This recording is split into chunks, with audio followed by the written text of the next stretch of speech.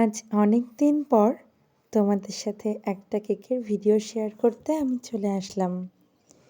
তাড়াতাড়ি বলো, কেমন আছো তোমরা সবাই? অনেক দিন পর বলেই জিজ্ঞেস করছি। আসলে বেশ কয়েকটা দিন কেকের জন্য ভীষণ ব্যস্ত ছিলাম, বিশ্বাস করো। আর এটাতে আমার কোনো দুঃখ নেই, কারণ আমি ব্যস্ত থাকতে পছন্দ করি। আমি চাই যে তোমরা এত এত কেক নাও আমার কাছ থেকে, আমি যাতে সব সময় ব্যস্ত থাকি, বিশ্বাস করো।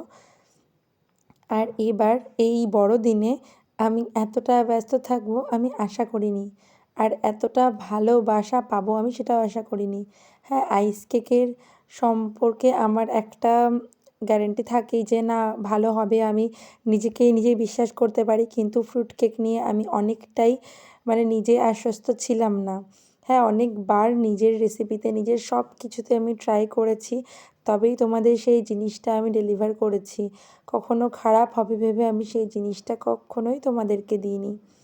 তোমরা প্রত্যেকে এত ভালো ভালো কথা লিখেছ, এত ভালো রিভিউ দিয়েছ যে প্রত্যেকটা আমার মন ছুঁয়ে গেছে।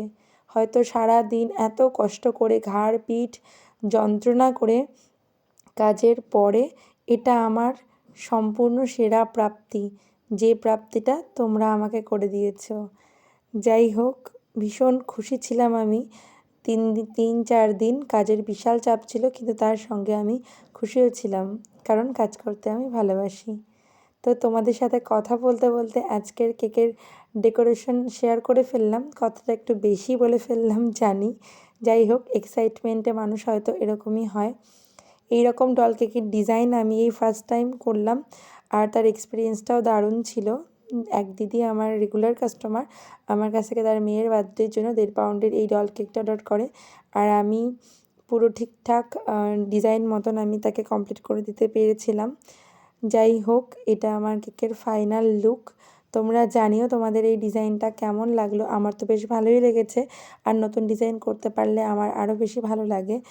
তো আজকের মতন এখানেই ভিডিওটা শেষ করছি। আবার তোমাদের সাথে দেখা হবে নেক্সট ভিডিওতে। আজকের মতন টাটা।